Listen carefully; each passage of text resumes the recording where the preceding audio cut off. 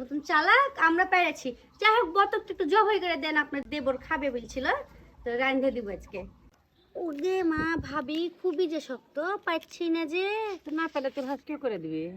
একটু করে দেন, এই ফোড়াটা আপনি তুলে দেন, আমি খালি এগুলো ফোড়া তুলাই তো মেন, ফোড়া তুলা তো সবই তো করা হয়ে যাবে। আর বললেন না, শহরে এগুলা আমাদেরকে করতে হয় না তো।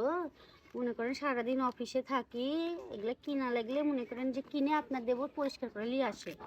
শহরে তুই কি চাকরি করিস? আমি প্রাইভেট কোম্পানিতে, যাত্রা বড় কোম্পানি, আমার কোম্পানিটা বেশি বড়, আর আপনার দেবরেরটা একটু ছোট কোম্পানি। কিসের কোম্পানি করে? তোর স্বামী তো রিক্সা চালাচ্ছিল শহরে। এই কথা কে বলেছে আপনাকে? কে বলেছে? গ্রামের মানুষ আমরা জানি না।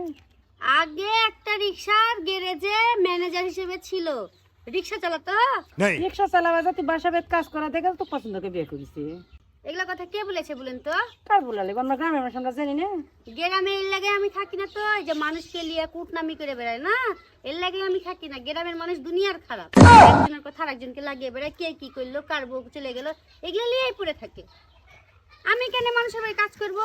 জানে, এরা জানে আমি কত বড় কোম্পানিতে কাজ করি। বাবা শুনি মানুষে বলে যে তোরা, তোর স্বামী রিক্সা চালায়, এখন তোরা বলছো যে অফিস করি, কি অফিস করিস আমরা জানিও না, মানুষের মুখটা শুনি। এখন অফিস করিস না, তোরা হচ্ছিল কাজ করিস, আর তোরাই ভালো জানিস, আমরা তার দেখতে শুনেন, যাই না। যারা বলে তাদের মুখে জুতা দিয়ে বাড়ি বানা উচিত। আমরা কাজ করে খাই নাকি? কাজ করে খেলে এরকম বতক কিনে খেতে পারতাম।